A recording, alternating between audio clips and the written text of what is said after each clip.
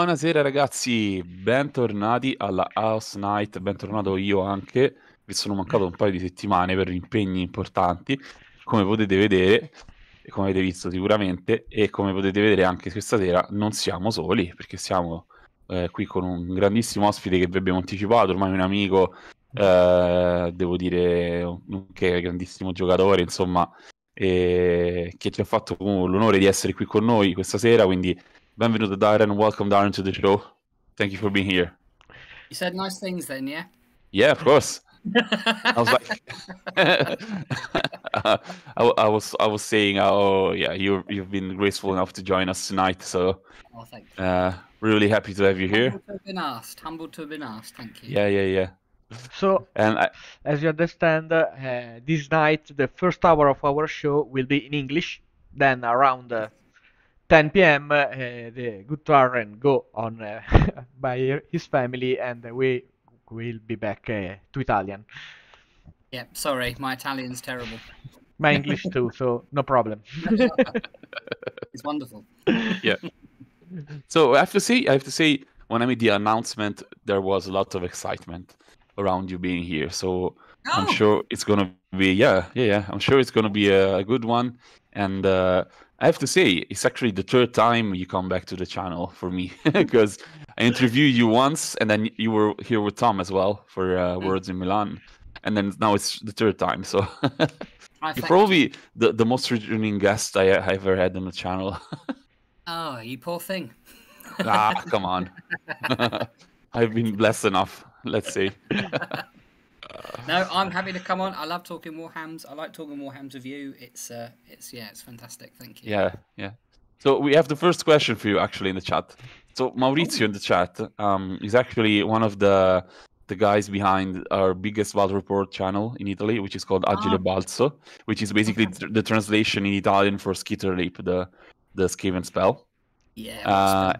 Yeah, and it's like, if you come to have a holiday in Italy, would you come down to their place, which is called Kislev for some reason? It's called Kislev? Yeah, it's called Kislev. Yeah, their HQ, to shoot a video with them. I'd love to. Good grief! I've been to Italy once. It's basically near Turin, so if you go in that region, you are absolutely a guest for them, and they are awesome guys and do a lot of work to increase our community, like our stream, but they are much bigger than us. Yeah, of course. Northwestern Italy, so it's like 2-hour drive from Milan if you read out basically. When we went, we hadn't been on holiday for I hadn't been on holiday for 10 years, and my now fiance Alex, it's probably our third year of our relationship. I finally managed to get her on holiday, so I thought I'll take her. Obviously, you've got to take your potential fiance at the time, to Rome, right? Of course. So and I haven't been on holiday for 10 years. I was so excited, and we leave England. It's glorious sunshine. We get off the plane, and I hadn't considered that it rained in Italy at all. Oh shit. Oh, no. It rained for 3 solid days, and then we had to go home. What month was it? Sorry? What month was it? What month was it? Oh, it would have been like June or July. That's unlucky, I have to say. I was very unlucky. Yeah. And then it got sunny like 2 hours before. I got to experience like everywhere. I was dragging. I'm fascinated with ancient Rome. I love history, and I was dragging Alex all around the palatial palaces, and I was like pointing out that's where Caesar was stabbed to death, and she was going, she'd brought flip flops, and we were in the rain. Oh shit! Oh no! He was pissed off. You were better off to the beach probably, even if it was raining. So I promised her that I'll come back. We'll come back at some point. So yes, if you've got places you'd like to recommend us to go, then absolutely, that'd be wonderful. Yeah. Well, there's plenty of nice places to see, and then I guess it depends what you guys want to do. If you don't go with the mainstream place for the Roman history, there are a lot of small town all around our nation that has a lot of even better things about Romans than the Rome itself. And with much less people that go. I think I was a bit young and naive. Now I'm a bit older. You know that you've got to go look for the authenticity, haven't you? Not all the stuff that everyone else looks at. Yeah. I did get to see Infinite Wealth though when we visited. Oh, what's it called? You know, you've got a country inside a country with all the religion. Yeah, the Vatican. There we go. Nailed it. I visited the Vatican, and it was like, good grief. I mean, it was fantastic. All this infinite wealth. But I thought, good grief, we've been held back thousands of years if this money was spent on... it was absolutely... It was mind-blowing how beautiful it was. Good grief. Yeah. Well, so we have already a couple of questions for you in the chat, but I guess we'll start from the basics. So most of us know you. I have to say you are starting to get a reputation, a good one, of course, in the scene. But for the people who don't know you, can you just give us a few lines about you and stuff? Yeah, sure. From a competitive gaming perspective, I've been involved in wargaming since I was 13. I saw a leaflet at school and it had some squigs and some night goblin prodders, and I thought that's really cool. And I head down to my local games workshop, and they tried to sell me a bull centaur. Flying bull centaur. Shit. Yeah, like this massive £20 metal model for this 13-year-old kid that had never done dwarfs. Before. Yeah. It got me hooked. It got me hooked on that plastic crack. I'm now 41, so I've been probably competitive gaming since I was about 17, 18 is when I first started going to tournaments and, you know, trying very hard to win. You know, I am a thirsty bugger. I'm slowing down now because I'm getting old and the brain's not as quick as it used to be. But spent a lot of that time focusing on the Darren, how old are you? Just that I don't know. Oh, I'm 41. 41. Oh. Yeah, I wash with Dove. I thought less. So... You thought less? Oh. Yeah. You have to be nice to me. I'm your guest. And so I ended up working at Games Workshop at the age of 18 for 5 years, and I played everything: 40k, Warhammer at the time, you know, Gorka Morka, Necromunda, Blood Bowl. I had space in my head for all the games, and I was pretty good at most of them, to be fair. And then I rage quit when Age of Sigmar became a thing. I was one of those people. I didn't quite burn all my armies, but I was upset about the death of the old world. Everybody. Yeah, I really first edition of House was deadly for the community. Yeah. But I was naive and I was too young. I should have given it a good go. So I didn't game for about 6 months, 7 months, 8 months. My friends sort of forced me back into it because they started playing, and it was bloody brilliant. As soon as Mo over in the UK gave us like a set of rules, you know, started adding points to the game, that's when I could get back into it. And then since then, I've gone to lots of domestic events, done pretty well. I became obsessed with going to team events at one point. I really like team events. I'm lucky enough to have been part of Team England. I was part of the winning team last year. Yeah, fantastic. And I was part of the team that went to the ETC in Serbia. Pre-COVID. Nowadays, I've started this little venture. Here we go. On my AOS. We Onwards. Trying to throughout that whole time, I'd get lots of questions on, you know, how can you improve doing this, or, you know, what do you think of this list? I did some content with Rob from the Honest Wargamer, the Darren's List Diaries, yeah, which is like I loved doing it, where we'd try to come up with creative lists, and then I would go into the, you know, just explain them, how you use them, etc. So I got a lot of I guess a reputation as being quite helpful, and I'm the idiot that responds to everyone. At one point, I was getting like 7 questions a day. My DMs were absolutely chocker. 7 questions a day. So I decided to try to formalise it and just try to make my life a bit easier, because it became a bit overwhelming. So I thought, right, if I set amount of time and, you know, add a bit of structure to it, we can really make a go of this coaching malarkey. And we've been going since August, and we're up to 94 patrons. Would you believe? Bloody amazing. Nice. And now I've got several chaps that work with me from all over the world. We've got like Luke Morton here in the UK, Math Mallow from Wales. We've got This guy. Philip Kartek, exactly. You know, the Russian chap that just doesn't lose. Tobias, you know, from the Germans, like arguably the best Sinch player in the world.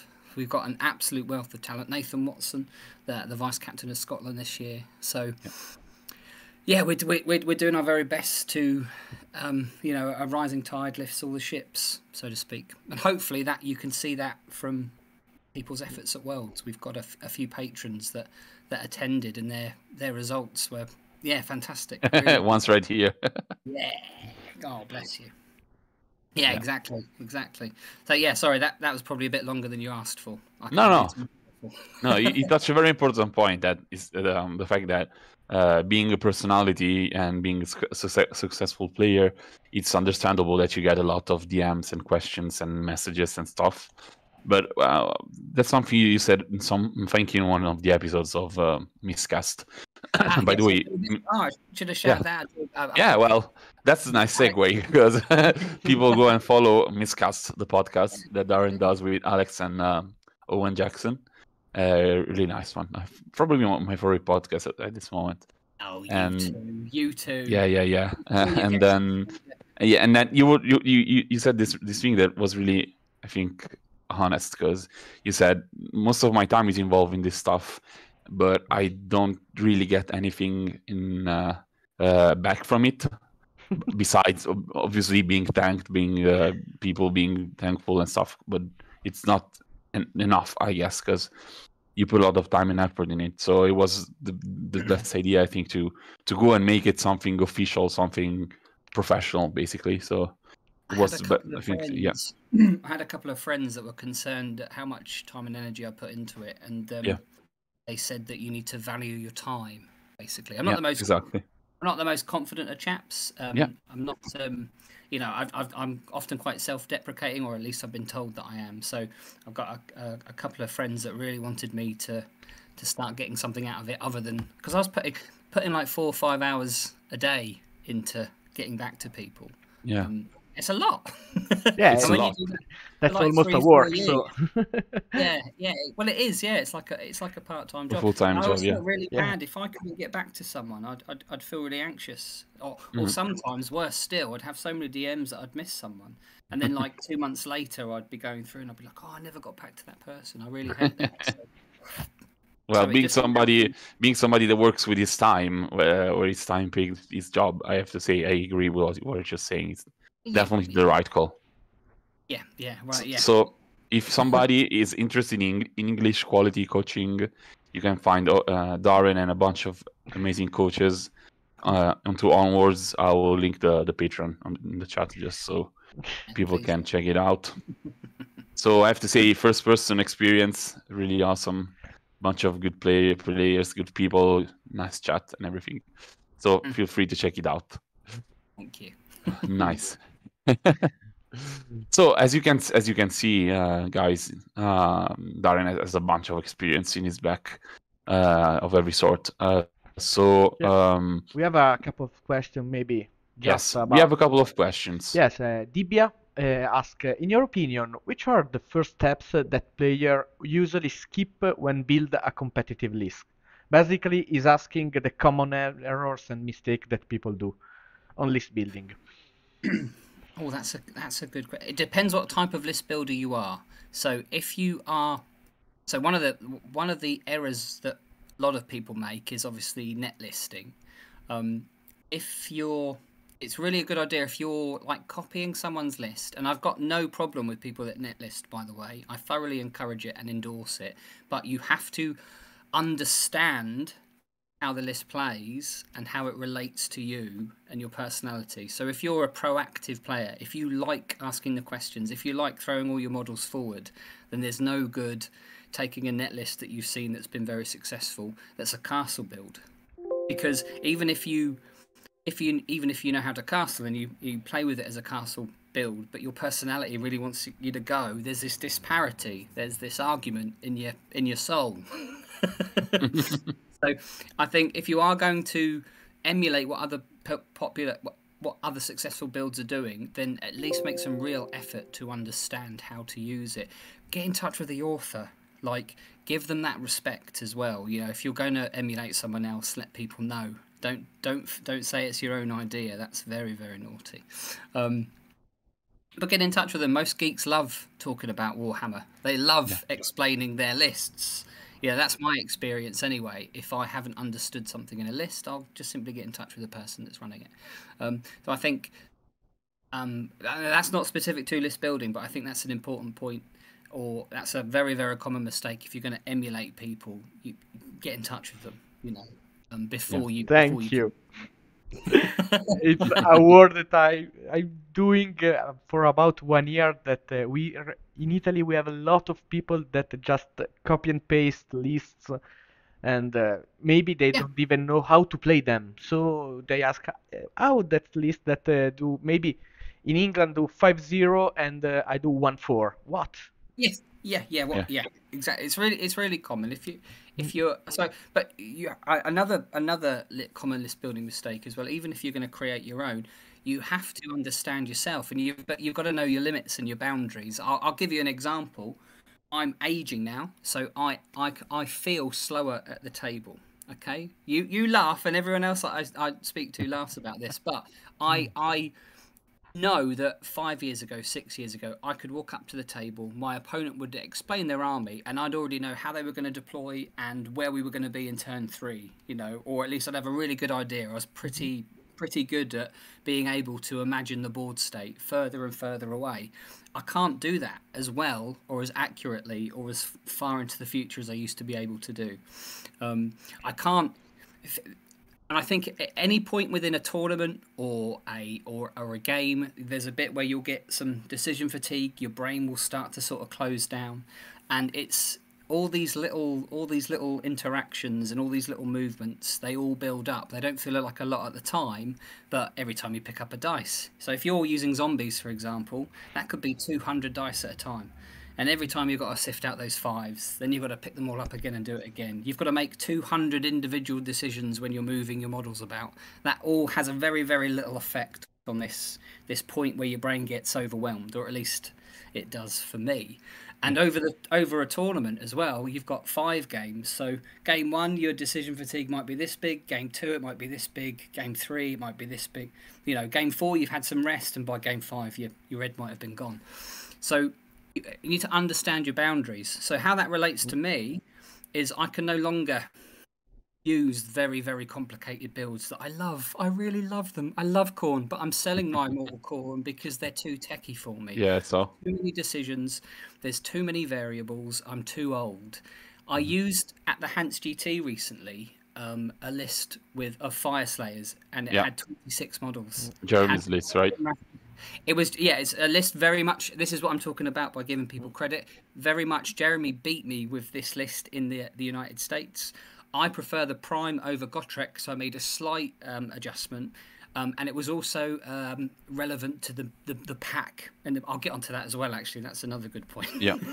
But yeah, very much Jeremy from US's inspired list. And because I understand my boundaries now, there were 26 models. The most dice I had to roll at any one time was 12 dice. Nice. I had such a lovely tournament. My brain was nice and clear, and I went 5-0.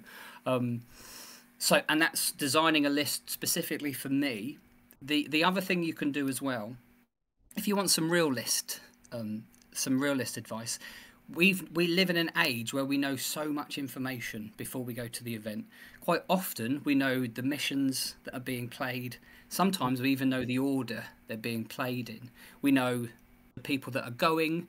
We know, thanks to the T-Sports network, we know what lists are performing well, what factions are performing well, what people are performing well.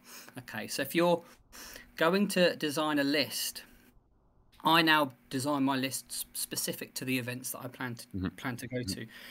If I know the scenarios that are being played and what order, the first place I start is I want my list to be very, very good into rounds 4 and 5. If you're aiming high, if you're aiming for a 4-1 or a 5-0, then you're gonna have to be here, you know, and these should be your hardest games because that's when you're playing the best people. Yeah. So if your list is a red or an amber into those last 2 missions, it is not good enough. You could end up in a red match and a red and against a red, a bad matchup, faction on faction. Disaster.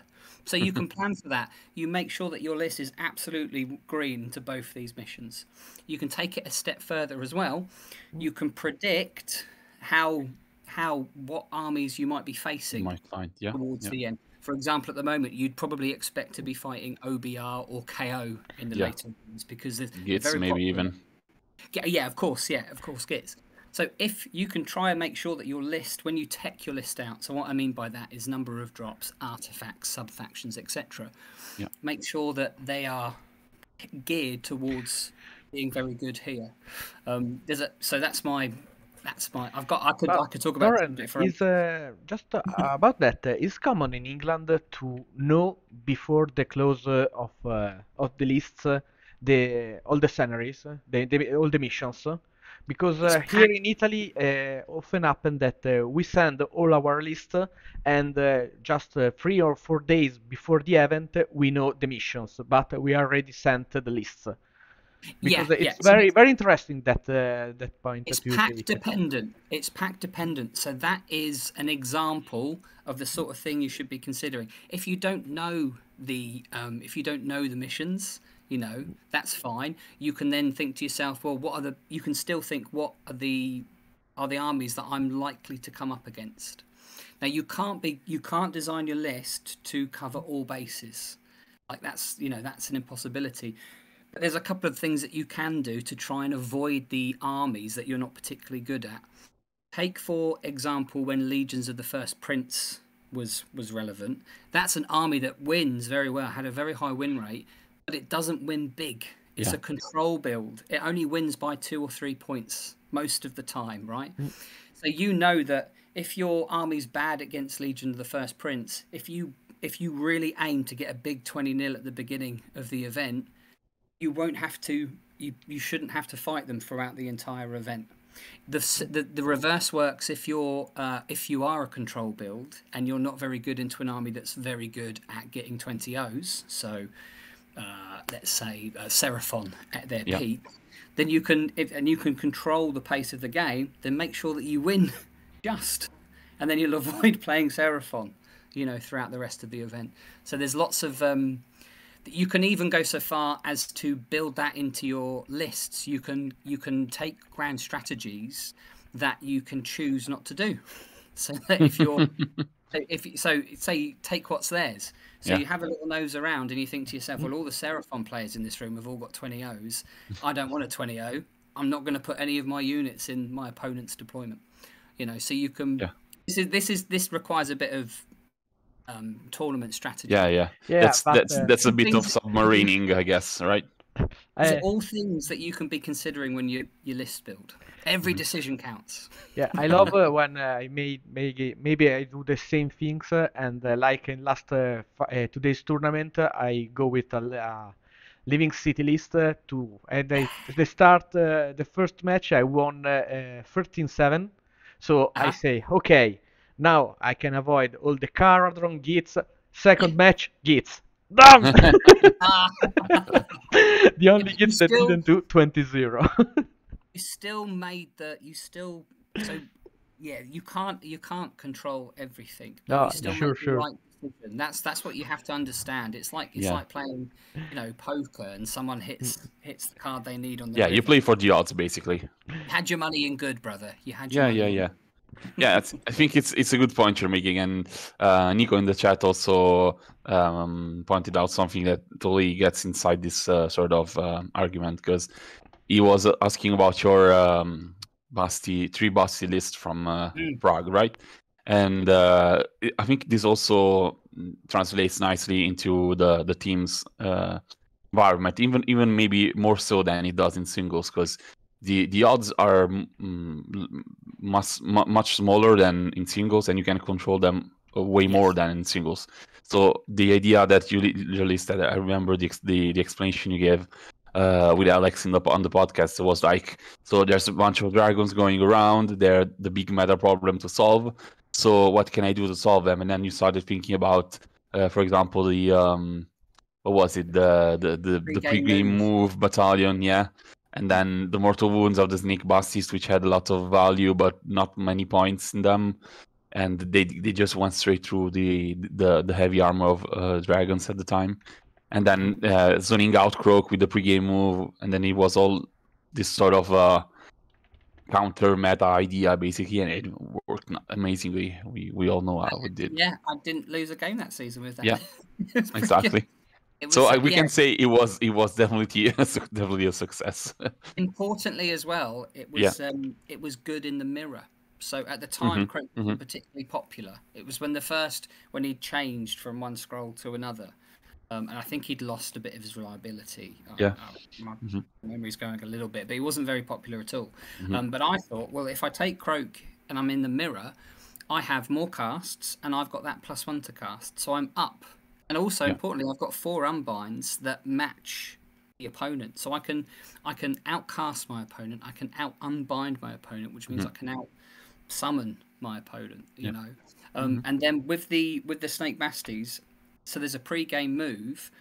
Most of the Seraphon builds at the time had 1 or 2 Basties. Yep. So if you compare the two, their Basties can't kill mine because I'm -1 damage. Yeah. Whereas and you're on a 1-up save plus. Yeah. So the shooting's nullified, but in melee, I've got 18 attacks, 6 is... You hurt them a lot. But more importantly, my list is moving forward, whereas the Seraphon list is at castle. So the fights happen in my opponent's half of the board. You know, so it's really important if you're thinking about singles to think about the mirror. If you're using one of the top lists, like if you're using OBR at the minute or Gits, then you're more than likely going to have to deal with the mirror. So you've got to have some tech. From a world's perspective as well, if you do take a list that's a little bit out there, because at the time I had to when I first told England I was taking this list, they all they all laughed. Yeah, this guy, I know what he said. Bin. Exactly. And then I explained how I intended to use it, and they gave me a bit more faith. But it meant when it came to Worlds, we've got this oddball list. At Worlds, if there's 20 Seraphon lists. Everyone's going to be practicing against the list that's got the normal list. They're not going to be putting too much focus on the one oddball list. And if they are, that's fantastic as well because it's distracting from the other lists within England. Yeah, exactly. My favourite story from Worlds is from the Austrian team. That Quinn, the captain. Yeah, we played them first round this year, so he's a friend of mine as well. Yeah, beautiful man. Great guy. He said that he went to him and said, "Look, well, how do I deal with this Seraphon list of Darren?" And their Seraphon player went, "Oh, it's terrible. It's a terrible list. I don't know what he's doing. It's got no one that can go in the realm shaper. It's awful. By the way, I didn't need it because I got Croak. I was doing enough mortal wounds. Right? So he said, "Right, okay, I'll use it and I'll show you how bad it is." So he won his first game. And then he played someone else on the team. He won that game. And then he won another game. Won 10 games with it. Yeah. Terrible list. Tell me again about how bad it is now. And that's someone that had never run it before. You know, that goes to show that's the strength of the list itself. Yeah, it's one of my favourite lists I've written. Yeah. I think from this point we have a good question that links to this one because our friend Andrea was asking, in your opinion, how much is it worth trying to build experience and knowledge into one army, one army in particular, even if it's not the top meta pick or whatever, just go for this one and then focus. Besides, and in a position to going for the top meta pick or whatever, like, what's the difference? Like, is there value in going for an army that you get 101% mastery of it, or like, is there any balance between these sort of approaches in your opinion? This will come down to, again, what I was talking about when, knowing your boundaries, knowing your limits. So I've been wargaming since I was 13, and the vast majority of that is as a thirsty tryhard, really putting in the reps, making sure I was playing the best players, etc. So I've got, I don't necessarily need as much experience on a new tome or build because there are patterns. We've evolved as humans to recognize patterns. Yeah. You know that, Francesco, don't you? Yeah, yeah. So you know, I'm quite. I know I'm quite capable of going from build to build because I've done it for many years. But if you don't have that experience, then there's a lot of value in just knuckling down and making sure you know, and you need and building up that experience. And that's probably best to do it with one army. But it does come down to personality. Some people don't have patience. I am a massive child. I have got I've got a very short attention span. So I get bored very easily. So I really enjoy using a different build every event. That works for me. But that is maybe not something that's going to be good to emulate. If you are patient and you can, take the same list and get joy out of repping it and understanding it fully. So it's a difficult question to answer.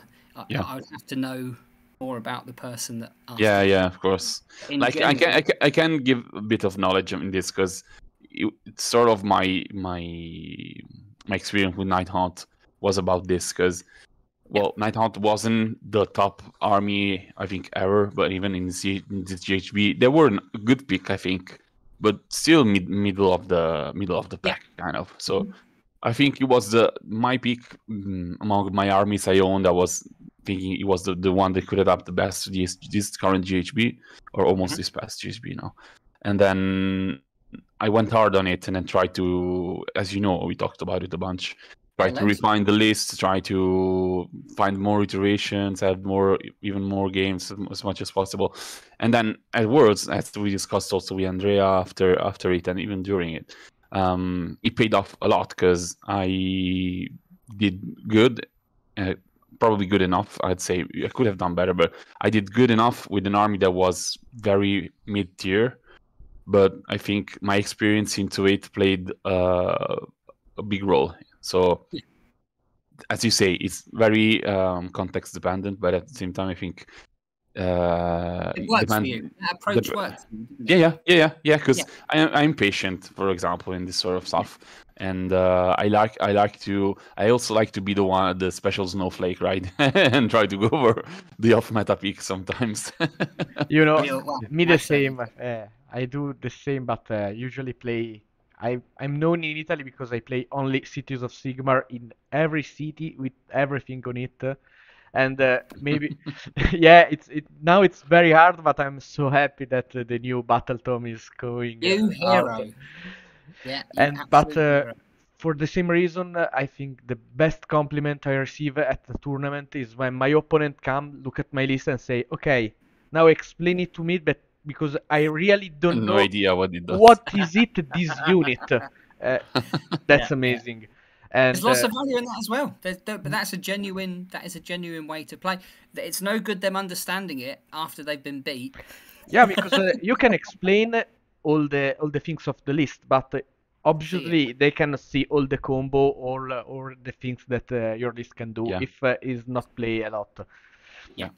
But on the chat they do a lot of compliment about your list. Our Tildras that was one of the players of Team Italy is in love with your free Bastilladon list and ask if you are working on another list. A Seraphon build?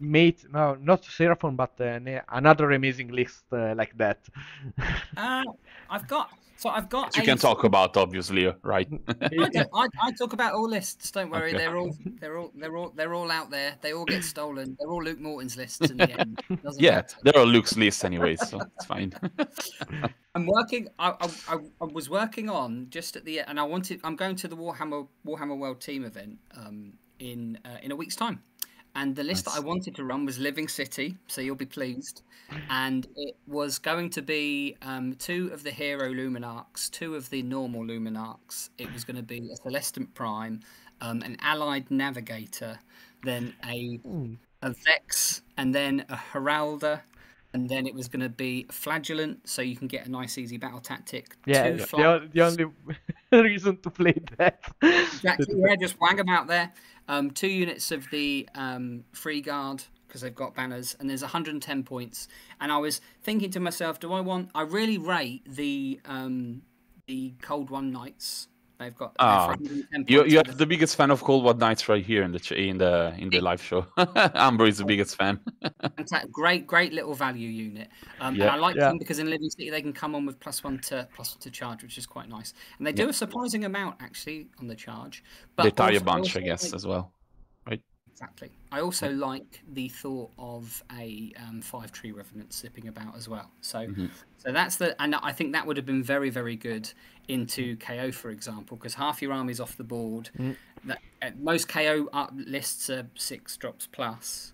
I think they should be 1 drop, but that's another thing. You're a 2-drop, right, on this one? I think 2 you talked drops, about it. so they can't. They've got 30-inch range. Those Luminarchs. So that's 8 D3 mortals to everything in that ironclad for a start. Then the prime. The navigator is so good in Living City because obviously you roll 6 dice. Any ones is half movement. Living City, you've got a spell that halves your move as well, so you can quarter the move on the big threat that's out there. You can also. So in this list, you've got 4 D3 mortal wounds from the Luminarchs, D3 from the Prime AoE. You've got the Navigator that's going to do an average of 1. But the first time I used the Navigator in a test game, I rolled 3 1s and I felt like a god. It was fantastic. Oh yeah. The Vexter and the Tunnel Master on the Tutor. So like if you're into Gits, for example, you can Tunnel Master into range and blow up everything there. So I think it would be good into Gits because it kills all the characters straight away.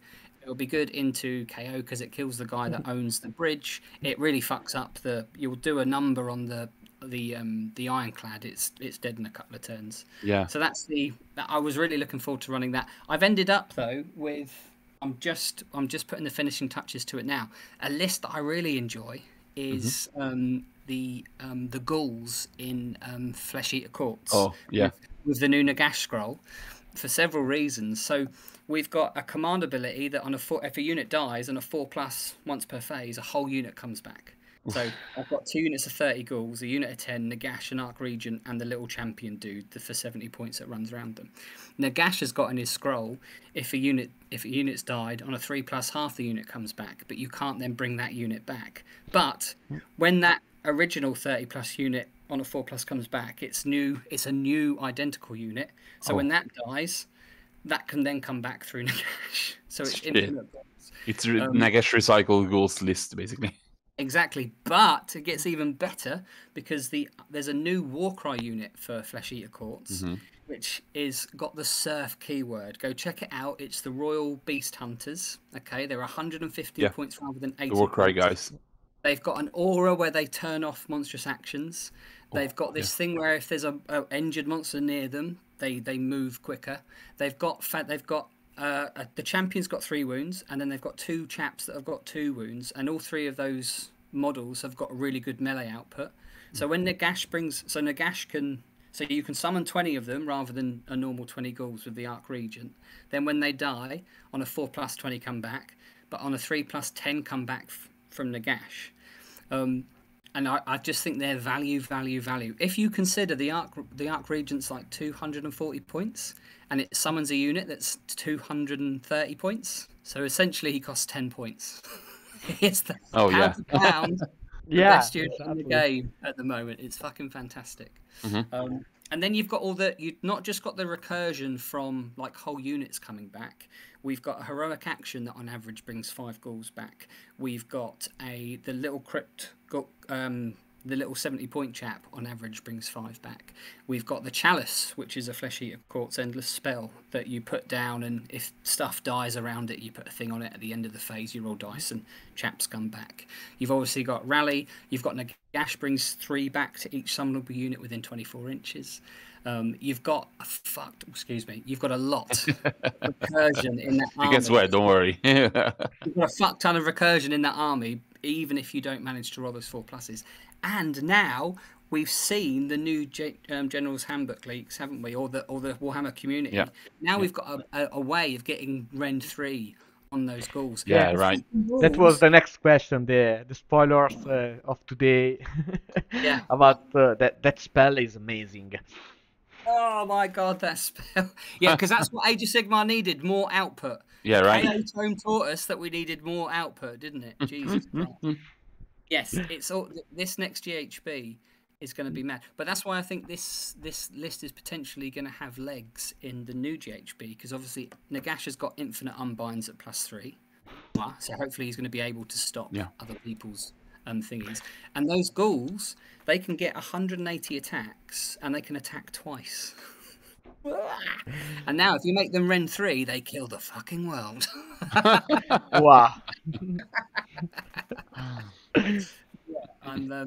That's the next. Those are two lists that I'm very excited about at the moment. Very nice. And that's before I even think about the general handbook. Well, the new general handbook that's just we've just seen today. Some absolute batshit. Yeah, I'm waiting September for the new Battleton, but the spoiler of today, Hallowart is coming back to town. Yes.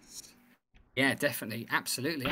Yeah, but you can make fantastic units in Hallowart now, can't you? With here's a little trick for you that I've discovered by accident with flagellants. If you fire your own Luminarch through them, then you obviously kill some. You get extra attacks. Hooray! Yeah, they get better. They get better, yeah. Absolutely. So you can deal damage with maybe the Scenery, then Luminarch, and go and die. Yeah, go off and die with +3 rend. Yeah. Wow. Now I only have to find 60 more flagellant, and I'm okay. I got everyone. I asked them Twitter if that, that Johan, the guy that's running on the. Yeah, I remember that. I asked Twitter for as many of those as possible, so I've got 30, and they're my flagellant unit. Nice. The one you painted with all the club shirts. Yes, okay. Yeah, I've got 10 of them done. My aim is to have every one of them's a different club shirt. My aim is to get them finished at some point, but it just takes me so long to paint. Very cool. I really like. I think this when I found out about this way of list building that you have. I think it was first through Rob's interviews and then through the podcast, and then getting to know you. You really helped me a lot to understand how to really shape lists around stuff that you're going to play with or that you expect to play with. So really, the first thing that struck with me was when you came up with the Fire Slayers. No, what was it? No, there's Lanesh or the list where you had a bunch of Vandal spells. I remember to block the field. Yes, was it Zinch? Zinch, yeah, exactly. So that was naughty. Yeah. And then when you had the Slanesh anti-Slanesh list with Kairos, when Slanesh was busted with the first book, and it really helped me understand to try and think deeply about what you're going to find, and then imagine the situation that you're going to be in, and then try and solve them by putting stuff in your list, be it combos, units, spells, whatever, that can help you solve those problems as quicker and as easier as possible, and to give you an advantage over those situations. I think it's better, in my humble opinion, at least, to be the guy that's asking, or the gal that's asking the question, not answering it. So one of the pitfalls of emulating other people's lists or net listing is by the time you get it to the table, it's already solved. People have already got a plan into you as well. So not only are you trying to, understand how to get the most out of it, your opponents already know what's coming. Yeah. Which, so the whole time you create something that's a bit more creative, or the whole time you think to yourself, how can I pose the question? How can I solve what's going to be in front of me? But what can I do? The more tough decisions you can give your opponent, the more likelihood they are to make mistakes, and the less they'll notice yours. It's not about playing optimal Warhammer. If it was, I'd be terrible because I make mistakes. But if you're the guy or gal that's asking the questions, people are more likely to miss your mistakes as well. Yeah. That's very interesting, because it gets something that helps a lot in this is getting to know you as a player, to know your stuff as a player. And I still remember the first time we talked through Onwards, and then you were like, what style of player do you think you are? And I was like, well, I think I'm more of a defensive player because I like to do this and do that and move and do this and do that and blah, blah, blah. I like this sort of armies. And then you were like, are you sure you are a defensive player? Because that sounds really fucking aggressive to me. I was I very was like, proactive. Yeah, yeah, exactly, proactive. And I was like, well, I think you might be right. And then really helped me open my eyes and understand it even more. Yeah, well, that's just it. The more you understand yourself, the more you can actively create lists that work with you rather than against you. Sometimes people will create lists and they'll get super frustrated that they see other people winning with it, and they're like, well, I'm not winning with it, and that's not a nice feeling, I imagine, But the list might be not working with you. Work with this, Yeah. understand this. And then go smash people. Yeah. Well, talking about smashing, what was your experience at Worlds? Like, what sort of level did you find? Did you find it getting better over time? Did you expect a lower level of players in your experience? What last year, Yeah. or noticing how the Well, field's last changing? year as a personal experience, this year through like somebody else's experience or seeing the list and all the results in general. I think when I first went to Serbia, it was fair to say that the field in many countries was in its infancy. Okay. And I felt very comfortable on the tabletop because our style of England are quite aggressive players, or at least at the time, or at least I was, and I felt I do feel our lists were geared to be aggressive, and we were playing a passive field. Every round I was thinking, he's not going to move. He hasn't fucking moved. Brilliant. Whereas when I went to Worlds last year, the field was significant, and that was post-COVID. So Serbia was pre-COVID, and I think COVID did. It made people put reps on TTS, man. Like the field was so much thirstier. It was so much better prepared. The French blew my mind with the level of preparation that those chaps did, and they were a solid unit. And I said last year after Worlds that the miscast episode, England, we don't know what's about to come. Like we need to step it up domestically. We need to prepare, and I think that happened. Europe came and Europe conquered us. And fair fucking play to the Danes. Amazing. Yeah, of course. Rune's coming on miscast hopefully next week, and I cannot wait. I know fuck all about the Danish scene. I would really like to. And I imagine that might well be on purpose. I fired a couple of questions on the post for him because I know him personally. I got to know him this Worlds more than I did before, and it was like I remember when I think they were playing with the. I can't remember what they were. I think with USA. I think since we played them before, he messaged me on Twitter, even though we were in the same location. Was like, Francesco, please help me. I need your insights about USA and whatever. I was like, yeah. Well, that's it though. They're taking. That's great. They're taking. Yeah. Processing it. Fantastic. Yeah. Plus, we have a bit of training going on. It's starting to get some kind of tradition because. We played them first round in Italy when we was in Milan, and then we had a training game in Prague last year, all of us against all of them, and then we had the nice 3 versus 3 this time because a bunch of us were playing in singles, and then I was like, Drew, well, let's fucking make it something official, like the England and Australia are doing their own thing, like let's do our thing, like it would be cool. Only as good as the people you play, so yeah. The best people. There's only stuff to learn from them, so it's really nice as well. Yeah, absolutely. So being inside the community, what was the reception, I guess, of the results of England? Was it very deceiving for people? Were there, I don't know. I know. I was gutted. Mm-hmm. I was gutted that I felt like it, and I also took a little bit. I felt responsible, a little bit responsible, in so much as I'd applied to be on the team, and then I hadn't planned to ask Alex to marry me. It bubbled out of me at a game. It just came out. It did, I didn't have a ring or anything. It just bubbled out of me. So. And then I thought I can't afford the Netherlands. It was an expensive year, but by all accounts, fantastic event. And they deserved the money that they asked for. But it was too thick for my blood. So obviously that's I'd let the team down a little bit in that regard.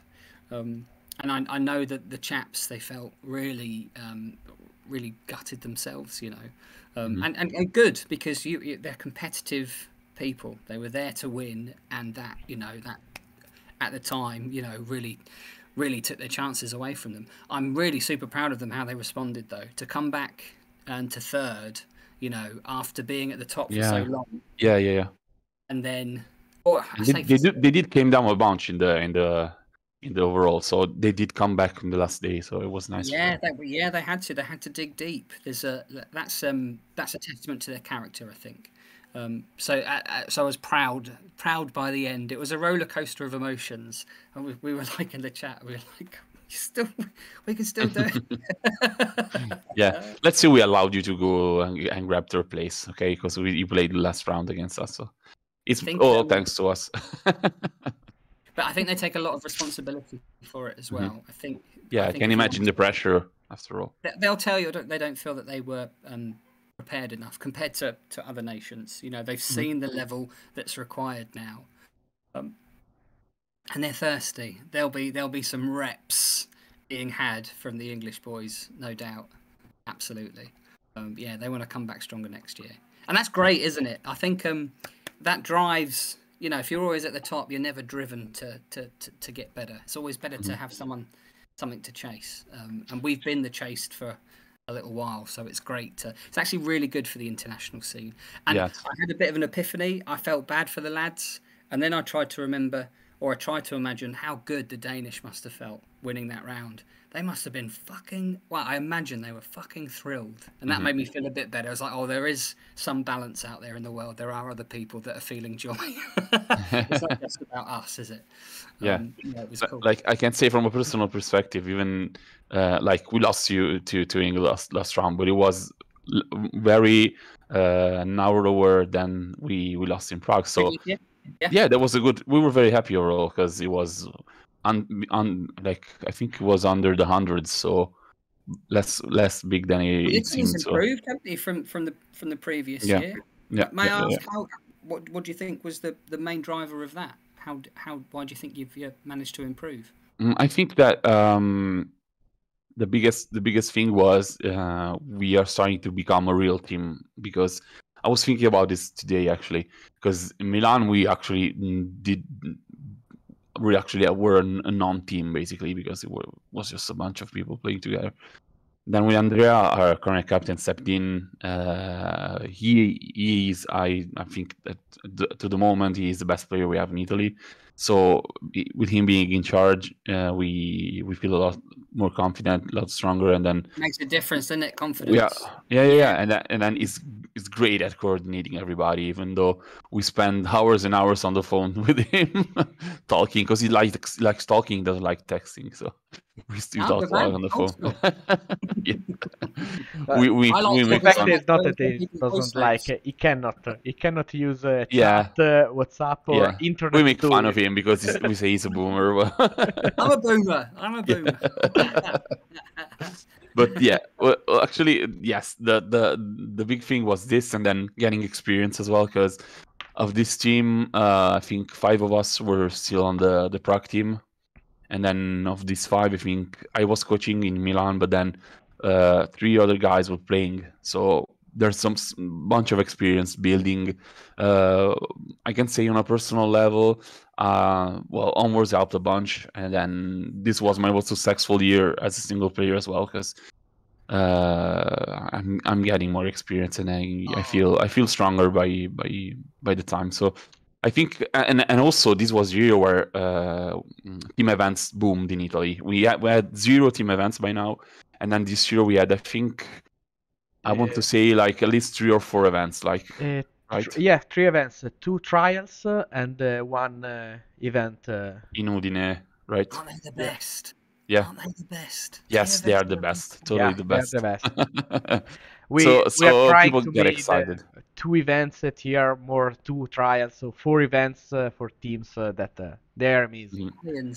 Yeah. Put on more team events. Yeah. Get involved. They're fucking great. Yeah. So we're starting to grow a team culture in Italy as well, and then trying to keep up with the international community, getting more involved. I think is key. I would love to go to Blood Tide or whatever. Blood Tide especially because it's a fucking incredible event. Yeah, And yeah. Legend. So I think yes, basically getting more a team spirit going on, getting more experience as single players, and then getting together all of this to mix it and be a better team overall, and then try and get as better as possible for the next year as well. Well, you smashed it. Keep going. Yeah. We are still a young community, so we have a long time to go. We are expanding a lot in Italy because when we meet Francesco, that was I think the 2019. The biggest event was in Rome and has I think 42 players. No, I think it was around 60 players, but yeah. No, the one in Pescara. Oh yeah, in Pescara they had Maybe that 60 or something. And this year we are all the tournament that has less than 80 players are struggling to keep people in reserve because we are a lot of requests and yeah. We had last year 120 people team events in October. That was amazing. What a time to be alive. Right. Thank God we can play. So yeah. Yeah, it's so cool to see the community grow so much and meet so many people and we want foreign people to come to our events. We want foreign people to come to our events, and I have a video plan about this. I want to do an English video to present Italy to other people, hoping that it will get them interested. Yeah, wonderful. It fascinates me, International Age of Sigmar, how there's different ecosystems and there's different metas that evolve, and you see some areas completely ignore Teclis Helen, you know. Yeah. Like us, for example. I remember talking to you, and it was like, did you really not play Teclis? Well, here we totally ignore the Fire Slayers list with a lot of Vulkite. We don't play that list at all. Yeah. Only F-card. Yeah. I first experienced it at Blood Tithe. This was a good few years ago. It's the first time I'd I'd seen an international team. It was the French came with two teams, and they had one nice fluffy team, and then they had some thirsty bastards. And I'd never seen all of their team lists were all the same. They were all the same theme, and it was maximum. So it was minimum characters and maximum tanky fuckers. And the English people were like, I was having chats with other teams, and we were like, "Fuck, how are we gonna deal with that? How are we gonna, that is mad. They've got 80 Grimghast. Shit. They've got 80 of those buggers, or they've got 90 bloody Phoenix Guard. You know, they've got 100. They've got all the horrors. You know, it was absolutely mad. It was the first time I really understood that there's different ways of looking at the game that can be completely alien to you, and I think we're a bit more. It's a little less now that the world feels a bit more connected. There's a lot more content out there. There's a lot more people like yourself and other people trying to sort of explain it all. But there are still pockets of resistance, aren't there? There are still like the Danish. Like, look at their lists. Yes, it's brilliant. It's brilliant. It fascinates me. As Guglielmo was saying in the chat, we are the land of Asgards and Stonehorns, apparently. or Gargants last year, because everybody made fun of us for playing Gargants. There you go, smashed it. That's cool. So I have one last super quick question before you can go, of course. A little work in the chat is asking, do you do much TTS, especially for testing for events, or more in person? Is there a mix of it? What do you think? I try to TTS. When I first started onwards, we do fight nights for people. And early days it was just me, and that would involve me streaming a game of TTS. And I did my very best, but I'd invite guests on. So I had, people like Owen Jackson would come on, and he demonstrated his Reign of Stars list. We had Dan Bradshaw came on, and he showed us Teclis Helen, but right back at the beginning of it. And it's basically, I try to get the bigger guests on, and to create these wonderful lists, so I'd get killed quickly, so people didn't see how terrible I was at moving around my models on TTS. I am an old fart. I struggle to make my printer print in black and white. All right, and it drives me this. I'm not for this world, okay? I've run out of blue ink, so I can't. My printer won't let me print in black and white ink, but I've got loads of black ink. Like, who the fuck's designed that? Printers really drive me crazy, I have to say. Yeah, exactly. So anything to do with technology, I'm terrible at. So I do get on TTS sometimes, but I struggle to play a proper game. It's more for my TTS practice is more to map out my deployments and work on my opening moves. So like first turns, and that's it. Exactly. Basically. Here's another list building tip. When you get a list that you're happy with, get onto TTS, or better still, get out and physically to a table and go through each mission and do a plan A of your deployment, and you will gain insights. Like, you'll think to yourself, crikey, I haven't got enough screens to deal with this mission. You know, imagine what's aside across from you, and then tweak your list appropriately. And I will tend to do my deployment into each mission and then my opening plays. And it means that when I get to the table, I know that my list can be here, you know, and I can have all my bubbles and I can be within all my areas, and I can make sure that I've got these. I don't have to make that up on the spot. And again, that's staving off this decision fatigue. So that's what I use TTS for. But if you don't use TTS at the moment, brothers and sisters, get on it. The world opens up to you. Okay, you can play some of the best players in the world if you start TTS. I think it's one of the reasons why Europe, America, Australia has all gotten much better than previous years. Yeah, if you want to get better at Age of Sigmar, I'd absolutely get involved on TTS. And if you're old like me, and it's a fucking struggle, like, just allow 5 hours for a game, 6 hours for a game. And make sure you're playing nice people that don't give a fuck. Yeah, we played the game like a couple of days ago, me and Ambro, actually, here. And I was like, fuck, I can't deal with this shit. I was like, I don't know, breaking things, like kicking models over. It was fucking crazy. I tried to do so I obviously coach people. On my first TTS game, like, I loaded in they said, oh, I don't have it ready, can you sort it out? And I had an old version of TTS, and bear in mind, I'm giving this chap this game. I didn't understand that you had to fix the table in place, so I kept picking up the table and just moving everything about. And it was like 15 minutes into the game before we realised that you had to lock the table. And I was thinking, this poor fucker is paying for me how to play Age of Sigmar, and I can't even keep the fucking table still. Oh. Yeah. Absolute scenes. Yeah. By the way, I don't do any of the TTS shit now. We've got onwards coaches that do all the fight nights for me. Yeah. Again, accept what you're bad at. Get people in that can cover your weaknesses. They do it Exactly. all for you. Exactly. Very nice, Darren. So we want to let you go. So yeah, we are way past the time we talked about. So we appreciate it so much, you being here. Thank you so much for your insights and your chats. It's your anniversary today. Did you say 12 years? Yes. Or 12 months rather. Yeah. Thank you so much. Thank you so much. I'll come back on for the 10-year anniversary. Yeah. Yes. Oh, of course. Absolutely. Bye, chaps. Bye, chaps. Have a good one. Your questions. Mwah. Take care, Italy. Have a good one. See you. Bye. Eccoci qua. Eccoci qua, ragazzi. Eccoci qua. Guarda che bel regalo vi abbiamo portato per il compleanno del canale. Beh. Allora, bravissima persona, ragazzi. Se non l'avete conosciuto, adesso vi rendete conto di perché tutti lo adorano, perché è davvero una persona fantastica.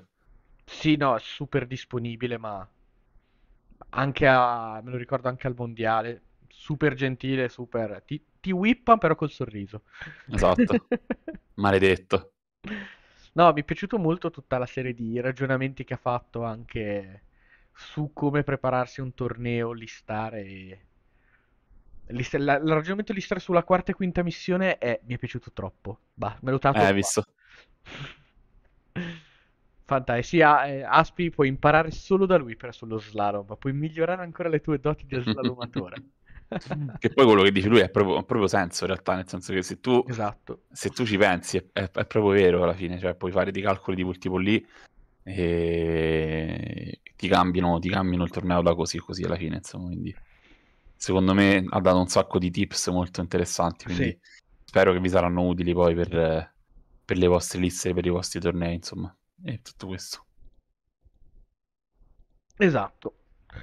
Bene, Passiamo a noi, a noi. Innanzitutto, allora, vi annunciamo che una piccola nota di servizio in cui ringrazio il Duca che è stato il nostro primo sì, abbonato perché sì. con l'anno compleanno del canale, oltre al buon Darren, Twitch ci ha anche regalato l'affiliazione, per cui Twitch siamo affiliati, per cui dovremmo poter fare i sondaggi in chat, è la cosa più importante. Non so come si fanno, lo Sì. scoprirò.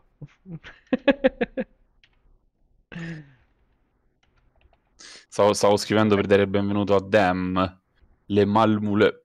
Vorrei sapere chi è, Basta. se ci può dire qualcosa su di Possiamo fare lui. il sondaggio, sono felice. Solo Quanto abbiamo, sondaggi d'ora in poi.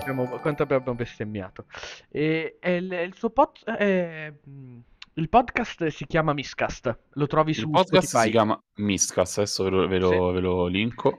Allora, Mauri, fermati. Allora, ragazzi, noi vi ringraziamo tantissimo, sia al Duca ma anche Crow che ci fanno l'abbonamento con Prime, che appunto a voi non costa niente e comunque fate una mano, ma Mauri, grazie mille dell'abbonamento vero, ma non fatelo. Cioè, non No, serve, infatti. davvero, lo sapete, noi lo facciamo perché ci divertiamo a fare sta cosa, non fare l'abbonamento con i tuoi soldi, piuttosto rubali ad Amazon, ma non farlo con i tuoi soldi. Grazie mille, Mauri. Comunque, ti voglio davvero tanto bene. Ti li restituirò diventando un patron di Agile Valso. Esatto, esatto, esatto. Com- Comunque, man mano che cercheremo di capire un pochettino questa roba come funziona, ci metteremo un po' pure a fare qualche emoticon carina, anzi se avete richieste, proposte, ti esatto. dici pure, e poi ci mettiamo a fare un po' di cose carine. Chissà, qualcuno ha detto merchandising, chissà, non lo so, la butto lì. Lo vedremo, chissà. Sì, sì, no, quest'estate durante la pausa estiva lavoreremo un po' di cose per l'anno prossimo perché Sì. sta cosa ci sta prendendo troppo bene. Tanto soldi per i piedi di streamer ne do già, giustamente, questo serve di più, giusto? Esattamente.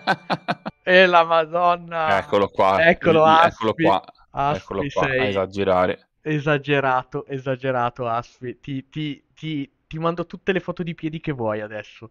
Sei Minchia. un mega pazzo. Ma no, no, adesso battuta a parte, davvero. No, ragazzi, no, non fatelo.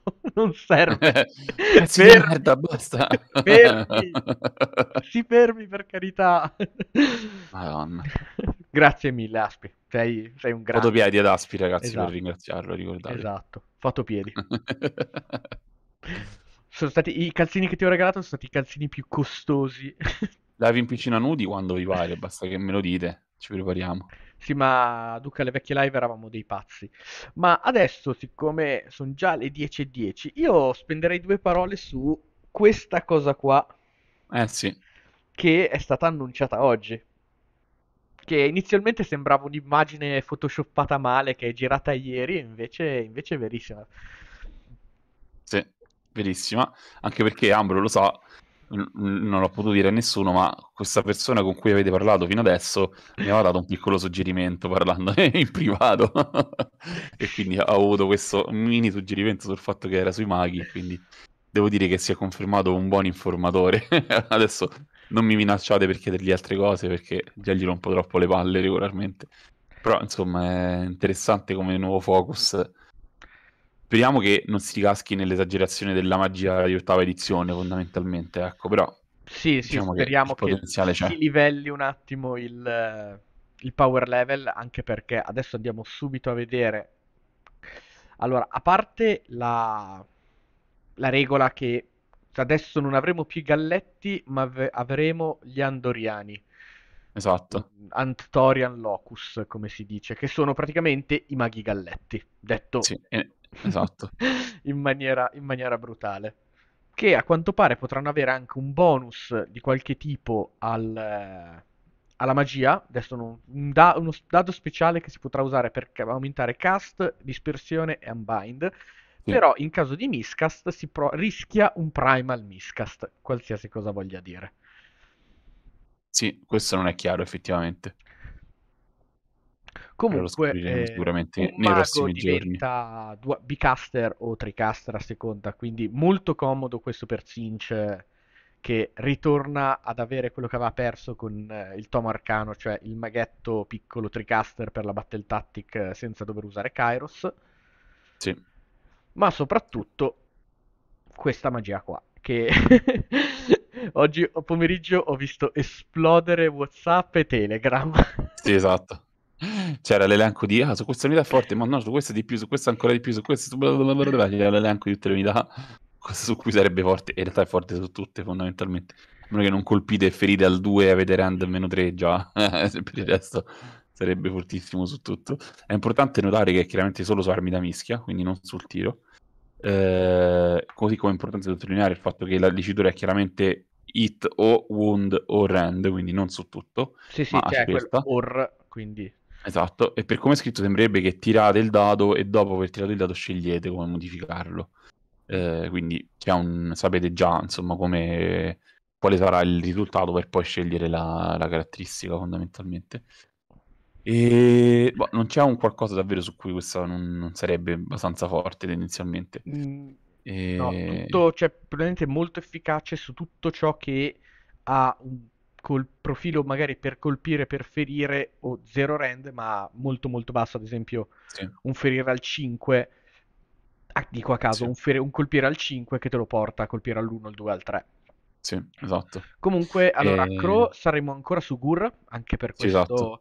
Poi, con la nuova edizione l'anno prossimo, bisogna capire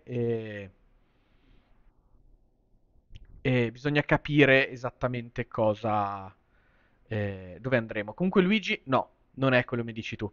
Come è scritta Either si riferisce a hit, wound e o al rend. No, puoi No, sceglierne infatti, uno dei tre.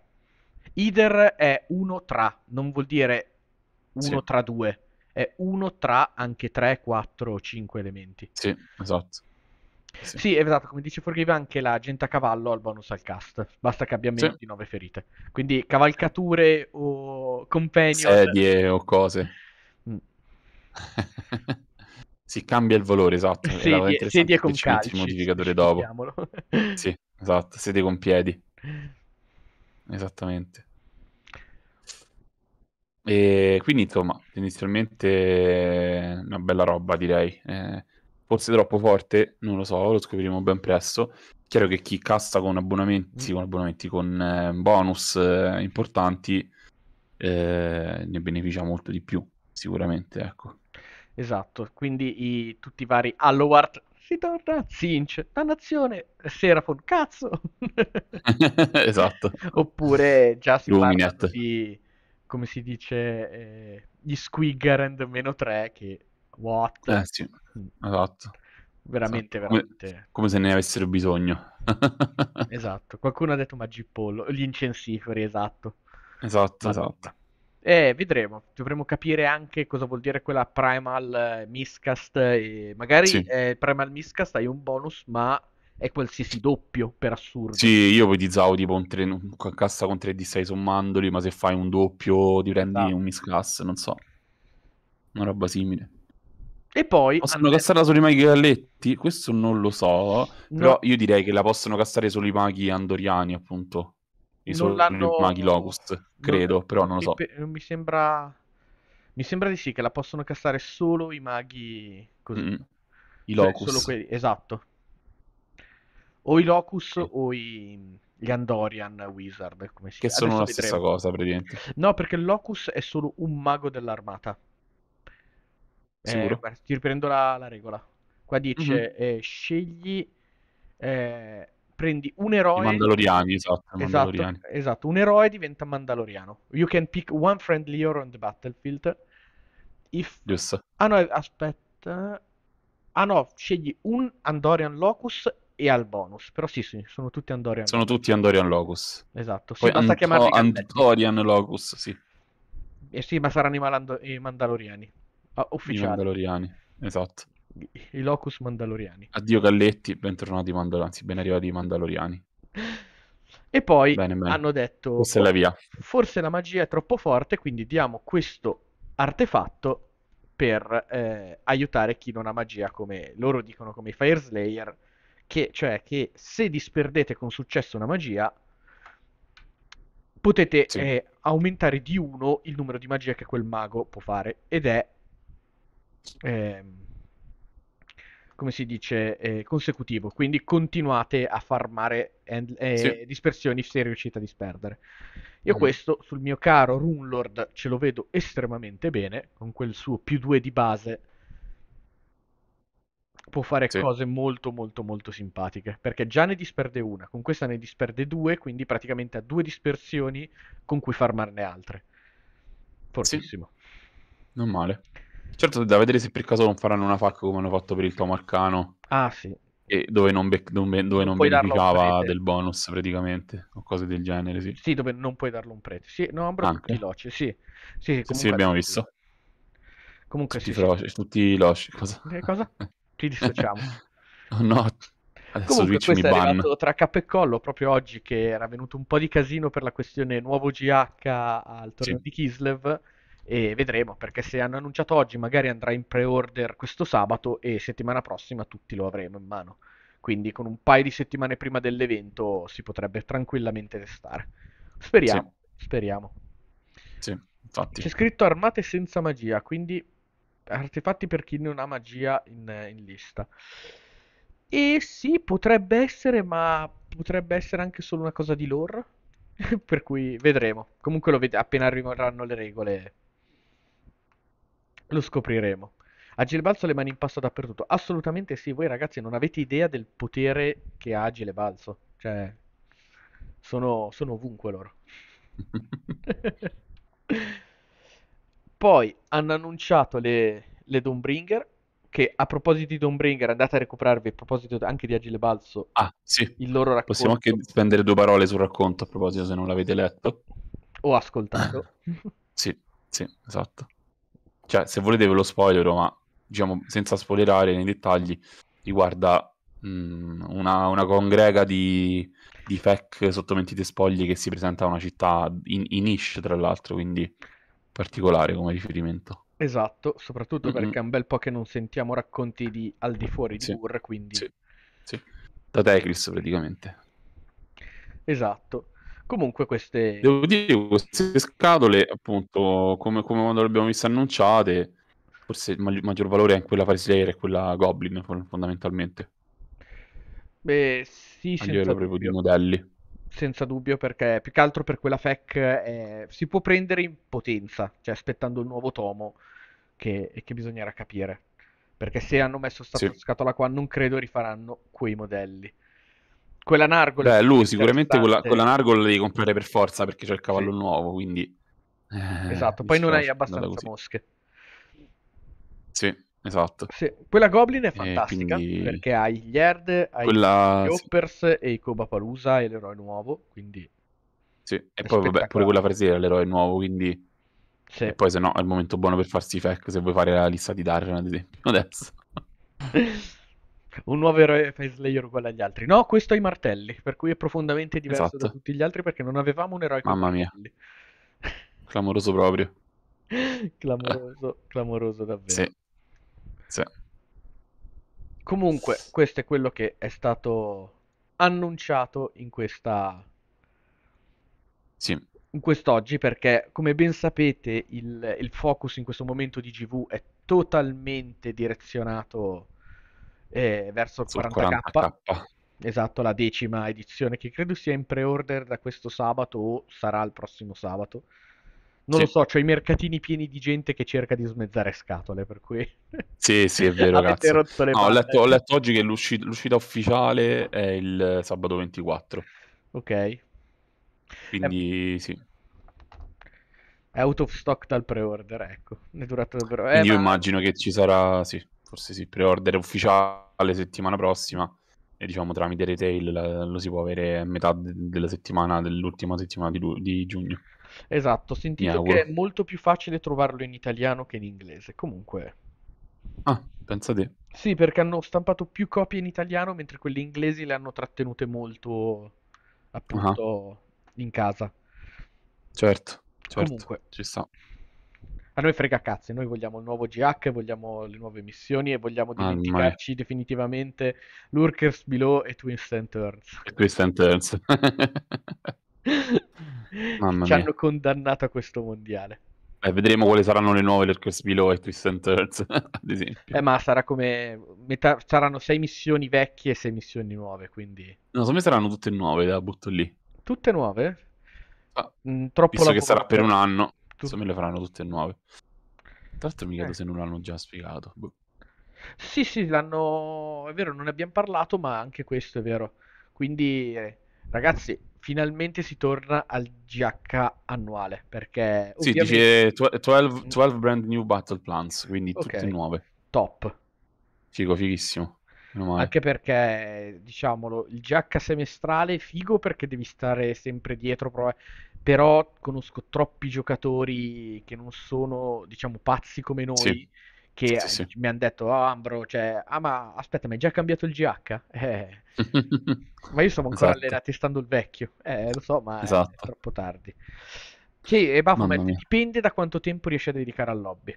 Se sei un giocatore che riesce a strappare una partita almeno a settimana, è fantastico Savage averlo ogni Games. 6 mesi.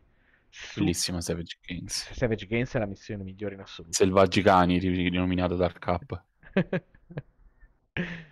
No, da noi a Milano che straiamo la nostra serata la missione esce sempre Savage Games. Allora, giocate tutti uguali poi? Sì, sì, sì. Ah, ok, ok. Quindi Sì, no, la diamo indicativa, poi ognuno fa quello che vuole, ma almeno capisco, così capisco. in direzione la giriamo. Sì, Tra ci l'altro, sta. scusa, Fra, io ti devo cazziare perché non sei mai venuto in live durante il mondiale. Eh, Eh. mi sarebbe piaciuto, ma ero davvero stanchissimo. Dai, dici un paio di tue impressioni allora, che Sì, stasera è una serata tranquilla, che il tuo ritorno, il compleanno del canale, siamo qua tutti tranquilli tra amici. sì, sì. Ma allora, dunque, per quanto riguarda le altre nazioni, vi devo dire che la Danimarca ha strameritato, secondo me. Perché è quella con la migliore etica come gruppo, con la migliore etica di lavoro e anche secondo me con la miglior strategia in assoluto, cioè gente proprio che ci si mette anche col modo giusto, perché cioè sì, come dice Darren, è vero, i francesi è impressionante, bla bla bla, però cioè, è quasi ossessivo il modo in cui lo fanno, cioè quasi, cioè tipo da disperati che vogliono vincere per forza, capito? Cioè, mentre i danesi vincono ma con classe e oltretutto con grande simpatia, devo dire, per tutti quelli che ho conosciuto. Cioè, abbiamo fatto questa partitella il giorno prima io a Spiazza, e abbiamo riso, scherzato un sacco, è state tutte partite divertenti, ci salutavamo poi nei corridoi dell'hotel, eccetera. Insomma, è proprio, si crea proprio un bel clima con loro, Sì, devo anche dire, perché voi fondamentalmente. state iniziando questa tradizione Italia-Danimarca premondiale come amichevole Esatto.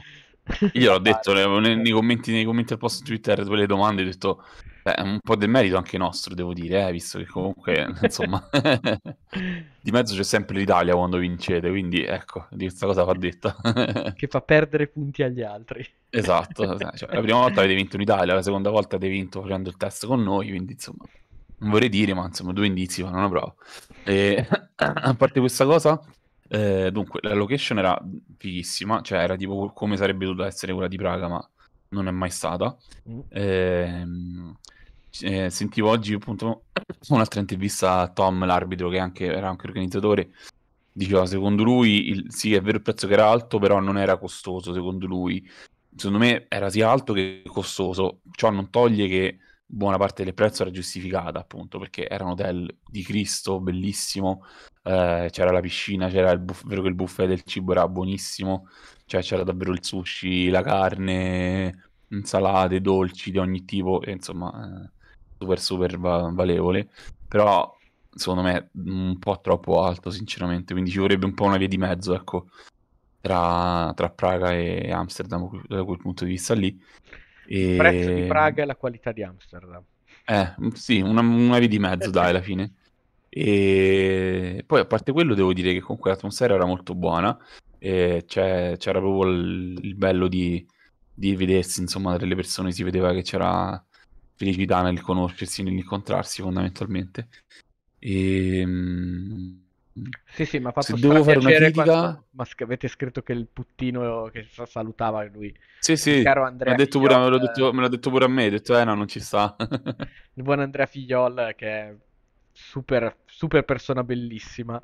Sì, Ma io sì. gli americani ce l'avevano un'armata a tema USA, Born in USA con bandiere a Teoricamente stelle sì, però insomma strisce. non si capiva per un cazzo. Cioè, avevano l'armata di corn che un po' richiamava i colori blu, rosso e bianco, però in realtà molto poco, secondo me. Cioè, non Corn. c'entrava nulla rispetto a Ok. quella che Na- avevano soprattutto a Milano, per esempio, Quella di Nargola Nargol. Milano con il Esatto. Guo Capitan America, io me la ricorderò finché Esatto, campo. esattamente, Eh. esattamente. Quindi un po' ci riprendeva, Sì, un po', esatto. però Maledetto molto Luca, lontanamente. comunque, maledetto Drasien che ha battuto Andrea Il Figliol, puttino, maledetto. esatto. E ecco, secondo me, una critica che devo fare era innanzitutto che i tavoli erano in file lunghe da 4 tavoli attaccati. Quindi se giocavi nei tavoli centrali per fare il giro dovevi girare tutto intorno al tavolo. Cioè intorno a 2 tavoli anziché Sì, intorno a uno sì, solo abbiamo visto anche praticamente. dello stream che pensavamo la stessa Esatto. cosa.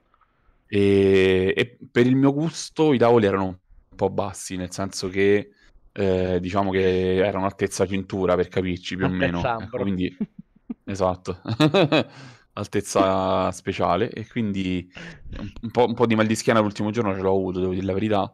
Però a parte quello, devo dire, l'aria condizionata andava bene. C'era il caffè gratis, ad esempio, per dirvi una cosa, quindi comunque sia, non ci si poteva lamentare da quel punto di vista lì.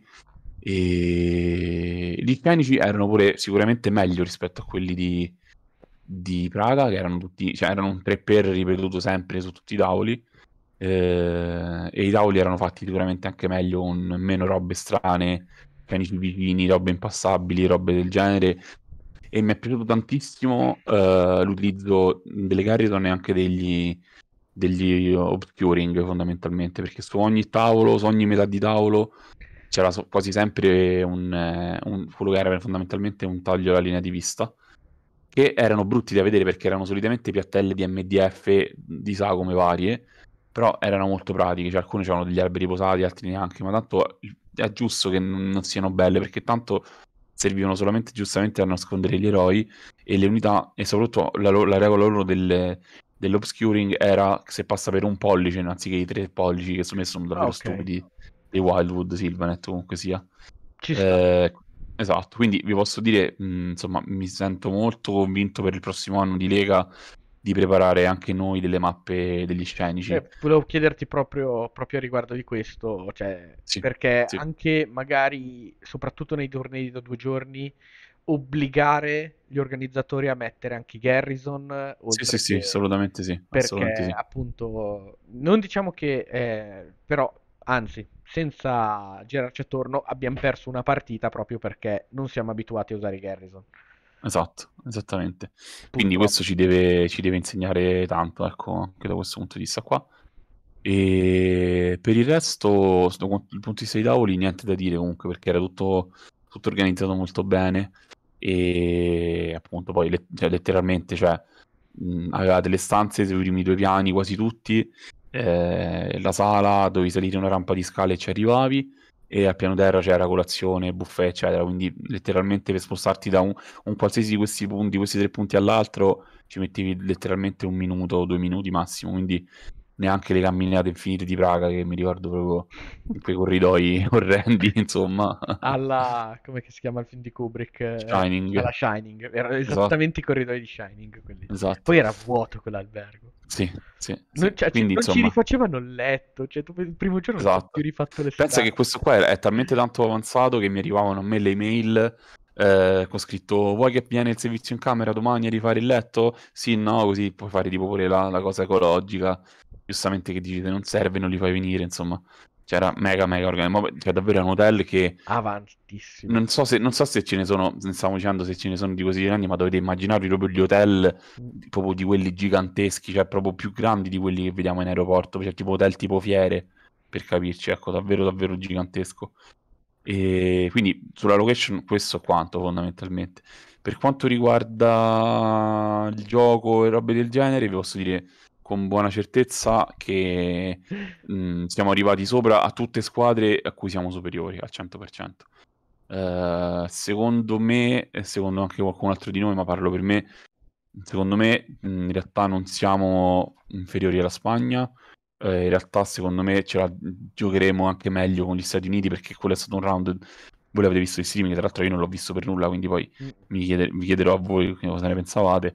Però c'erano 4 partite che erano mega in bilico, che dipendevano da iniziative, cose, robe del genere, e sono andate 3 verso di loro, una verso di noi, e Guarda, quindi poi alla fine è andata così. ne parlavo proprio con il caro Duca Little Gork la sera, che seguendo lo streaming c'è stato a un certo punto che lo stesso Rob è rimasto, non dico stupito, però ha praticamente fatto, era tra il terzo e il quarto round mi pare, ha fatto una carrellata che stavate tirando 4 iniziative e siete riusciti a perderle tutte. Cioè, Ecco, abbiamo perso 4 fantastico. iniziative inquadrate di seguito. Cioè, cioè, almeno una. Che ti devo dire? Baphomet vi chiede quante bombe vi siete fatti, eh? Eh, Sì, questo guarda, io personalmente ecco posso perché dire non avete vinto. con buona sincerità zero, perché non sono uscito neanche una volta dall'hotel in realtà. Perché sono arrivato il mercoledì sera e poi il giovedì siamo stati lì appunto a giocare una Danimarca, poi c'era il singolo, quindi stavamo insieme agli altri. E però chi è arrivato per esempio il mercoledì o il martedì si è andato a fare un giretto, pure i ragazzi che sono ripartiti, io sono ripartito lunedì mattina, c'è chi Sì. ripartiva nel pomeriggio e è andato a fare un giretto la mattina pure, però non vi so dire sinceramente cosa abbiano fatto di specifico, insomma. Ecco, Eh questo sì. è il bello anche. Mhm. Non si dice, anzi. Non diciamo, Per non quanto diciamo. riguarda lo streaming, che impressioni hai avuto, Ambro? Chiedo anche la chat sulla qualità, insomma, organizzazione. Allora, il problema... Allora, quest'anno erano molto ben organizzati perché avevano un modo di dare i punteggi dei singoli tavoli in modo da venire aggiornati e non dover intuire come a Praga cosa stava Ok, succedendo. Quindi è stato molto più facile seguire le vostre partite e anche le partite in generale. Quindi complimenti ai ragazzi di TSN per il lavoro che hanno fatto. sì. Ogni tanto sarebbe bello scegliere un tavolo e avere i giocatori microfonati, giusto per avere un tavolo main, Sì. magari quello di uno dei capitani. Sì, questo ne ho sentito parlare anche con Sì, lui in streaming e diceva che purtroppo attualmente non è possibile perché sarebbe un investimento mm, altissimo di soldi e già, se ho sì. capito bene, ne stanno usando No, no, tantissimi, guarda, insomma, dei suoi. per progetti che tu sai, mi sto informando e sì, sono davvero... I ragazzi con Mauri ne abbiamo parlato anche e sono Sì, tanti soldi. Infatti anche, sì, adesso scusate, mi sfugge il nome, il ragazzo di Torino che fa gli streaming, c'ha... Simone. Ecco, Simone c'ha un bel XK soldi di materiale che porta per fare gli streaming, quindi... Poi molto bello anche, anche se semplice quello dei francesi, più che altro perché avevano il modo di tenere aggiornati chi seguiva da casa sempre su tutte le partite, anche se non facevano lo streaming direttamente ai tavoli. Cioè continuavano a girare e aggiornare i punteggi in tempo reale, per cui si riusciva bene a seguire l'andamento delle partite, oltre a raccontare. Poi vabbè, era in francese, quindi io capivo una parola sì e 10 no, però un pochino si poteva intuire. Invece no, sì, sarebbe bello anche organizzarsi noi per fare una roba simile l'anno prossimo, ma vediamo, più che altro vediamo dov'è. Tra l'altro non so se avete notato, ma a un certo punto durante il nostro streaming ci siamo accorti, io che avevo smesso di giocare mi ero accorto che Azza era scritto come Federico sullo stream. Allora ho fatto un bigliettino e l'ho portato a Rob con scritto si dice Federico, non Federico, e lui l'ha letto in diretta. Sì. È stata colpa mia quella cosa là.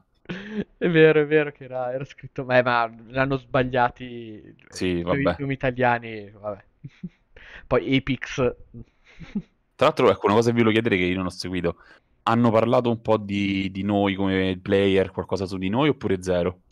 Poco, poco. Mm. Cioè, ovviamente durante la partita con gli Stati Uniti sì, però al di Sì, in quel momento fuori... là soprattutto, più che Sì, sì, sì, altro. no, al di fuori seguivano, cioè le informazioni le davano solo sulle i main team, cioè se non erano inquadrati erano Danimarca, Francia, Mhm, Inghilterra e mhm. Svezia che stava andando Sì. molto molto bene. Durante lo Sì, streaming esatto. nostro invece ne Durante lo hanno streaming parlato un vostro, pochino. sì, quello che dice i Pispi, hanno parlato super bene del capitano. Più che altro perché Rob non aveva capito la sua strategia e quando ha visto che ha funzionato e ha whippato Korn ha detto: Ah, ok, Eh sa sì. il giocatore italiano sa assolutamente quello che sta facendo. Sì, Poi, no, in realtà hanno parlato più o meno bene di tutti, hanno visto che ve la stavate giocando e ok. anche loro hanno dato a un Sì. certo No, punto più colpa. che bene o male, ti dico, vi do un Ma piccolo insight. Io ho preparato una sorta di presentazione della squadra che Rob poteva usare durante lo streaming se ci fossimo andati. Ho scritto tipo che lavoro facevamo, da dove venivamo, due righe ah, su di no, noi, no, eccetera, quello eccetera. no, non mi pare Proprio di... Poi vabbè, altamente bannato. più che altro chiedo in chat se qualcuno, perché io lavoravo e vi avevo in cuffia e intanto Certo, scrivevo, quindi... Però certo. sì, sì, no, diciamo belle parole, però nulla di dettagli di questo tipo, Sì, purtroppo, quindi mi spiace, l'anno prossimo dovremo farcelo da soli, sì. senza affidarci a Rob e a Ma in tutto realtà il vi dico resto. la verità, vi dico la super verità. A proposito, Cof Cof Agile e Balzo, Rob diceva che lui sarebbe molto contento se venissero anche delegazioni di altre nazionalità. Cioè, lui ha detto che condividerebbe molto volentieri il feed dello streaming per poi metterci sopra il commento in lingua originale di altre nazioni. Quindi, se è una cosa che vi interessa, ragazzi, dico Agile e Balzo perché ovviamente sono i nostri pionieri in questo. Mauri, Cioè, parliamone assolutamente. si può organizzare assolutamente, ecco. Facciamo la spedizione Esatto. si spera. Adesso poi bisogna sentire il cap quando si saprà quando uscirà Sì. l'anno Ma prossimo. guarda, vi posso dire che per quanto riguarda quest'anno, la decisione sul paese ospitante è uscita, mi sembra, a luglio. Quindi in realtà adesso staranno organizzando, Le diciamo, votazioni e le le candidature. proposte, i preventivi, eccetera, esatto. Mm. Sì, Assolutamente sì. Cioè, comunque è stato, vi dico, ho seguito sì, una casa così, è sì. stato veramente super figo quest'anno. Sì, Quindi, sì. Vediamo, per l'anno prossimo, insomma, non so nulla ancora su chi si candida, vi devo dire la verità. beh, sicuramente la Eh, Spagna e poi io sospetto che qualcos'altro. la Spagna si ricandiderà e sospetto che anche l'Austria si ricandiderà, che era la terza candidata dell'anno scorso.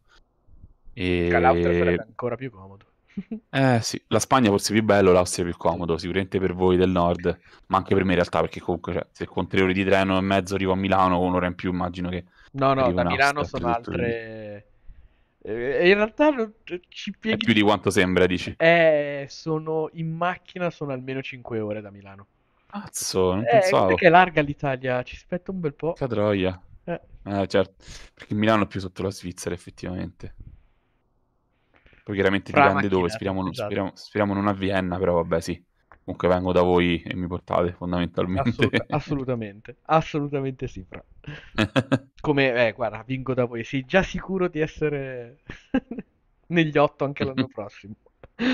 Esatto, è deciso. Esatto, bravi, questo è lo spirito giusto. Comunque, adesso è stato veramente figo, adesso vediamo questo nuovo GH, vedremo la prossima edizione l'anno prossimo pian piano che escono gli spoiler. Chissà, Sì, io sono... Poi vabbè, adesso preparatevi perché a settembre monopolizzerò io con le cities e non si parlerà d'altro fino a Natale. ecco. Quindi... Vedi, Aspid dice, guarda che Innsbruck sono 4 ore di macchina, quindi Ah top, sì, passando... ma dipende in realtà lì, dipende quanta sfiga becchi sul Brennero. probabile, sì. Mm. Comunque, insomma, per concludere questo discorso, che è anche una delle domande che avete fatto a Darren su quanto ha senso puntare su un esercito o piuttosto usare quello che è forte, eccetera. Cioè, come stavo dicendo, io ho fatto questo con Account, che comunque è un esercito molto medio, quindi in realtà se vi mettete davvero con anima e cuore, però vi spingete al massimo massimo, cioè che se state al nord, andate a giocare con quelli forti a prendere gli schiaffi, perché se giocate contro Ciccio e Franco la serata di club è bello e divertente, però non migliorate per un cavolo, quindi è importante mettersi in testa che se volete migliorare bisogna fare un sacco di sacrifici. Sì. Perché io tipo per esempio non ho fatto neanche un torneo a Roma in tutto l'anno, per farvi capire. E di singoli in realtà ne ho fatti tipo due, neanche una cosa del genere.